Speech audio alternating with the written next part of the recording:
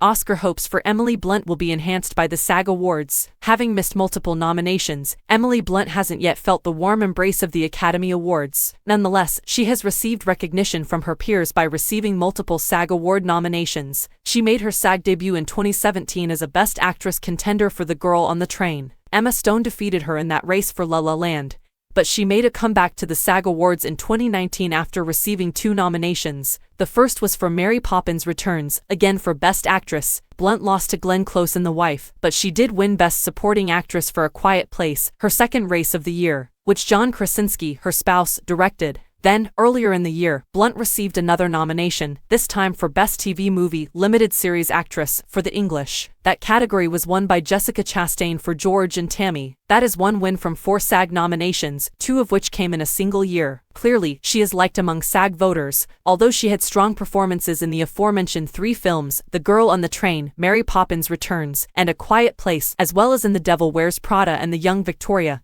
Her love hasn't yet translated to the Academy Awards, where she was passed over, but with Christopher Nolan's Universal film Oppenheimer, everything might work out. In the biopic, Cillian Murphy plays J. Robert Oppenheimer, who is shown as developing the atomic bomb while Blunt plays his wife, Kat. Blunt's acting, which is emphasized in a few pivotal moments such as her interrogation by Jason Clarke's lawyer, raises the part beyond the cliché of the long-suffering wife, which could have been all too easy. Critics have praised the performance, saying it's fantastic. Despite the global crises of the 1930s and 1940s, Emily Blunt's character Kitty Oppenheimer is resolutely alive, as remarked by Christian Holub. Kitty is far but the stereotypical devoted wife, and she isn't afraid to voice her opinions about politics or motherhood. In their scenes together, Blunt plays a fantastic supporting role for Murphy, bringing him back to earth when he looks content to let history wash over him and motivating him to fight. The other is a subtly seen stealing Emily Blunt in the role of Oppenheimer's unconventional wife Kitty, noted Thomas Lafley of The Wrap.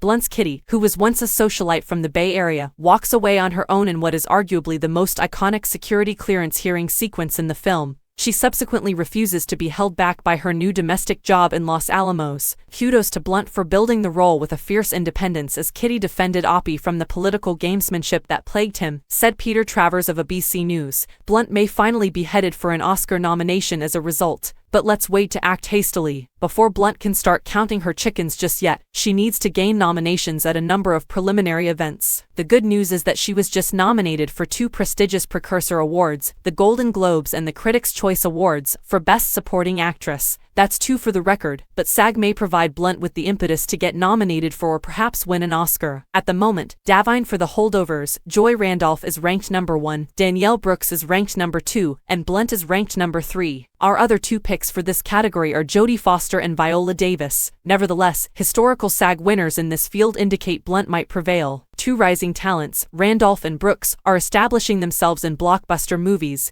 This is a profile of actresses who have won awards in this category at the SAG, including Lupita Nyong'o and Ariana DeBose. But more seasoned actresses with a list names and a string of successful films under their belts are frequently honored by the Guild. Examples include Jamie Lee Curtis, Laura Dern, Blunt herself, Allison Janney, Viola Davis, Patricia Arquette, Anne Hathaway, and Melissa Leo. Blunt, incidentally, is the only winner among them all who did not also win an Oscar. Still, none of those names had ever taken home an Oscar. While Curtis, Blunt, Janney, and Arquette had never been nominated before their SAG wins, Dern, Davis, Hathaway, and Leo had all had Oscar nominations prior to their individual wins but had not received any. SAG voters enjoy bestowing prizes in this category onto deserving actresses who have hovered about the edge of Oscar affection but have never really been accepted by the Academy. Thus, the affection of the SAG has been the driving force behind these ladies' Oscar success. This time, Blunt might benefit from that tendency. Make your guesses at Gold Derby right now. Get our simple and free software for Android or Apple, iPhone smartphones to compete against hordes of other fans as well as our editors and experts for the top prediction accuracy ratings. View our most recent prediction winners. Could you then top our prestigious leaderboards? Hollywood executives and celebrities are terrified of our most recent racecourse odds, so always remember to keep your forecasts updated.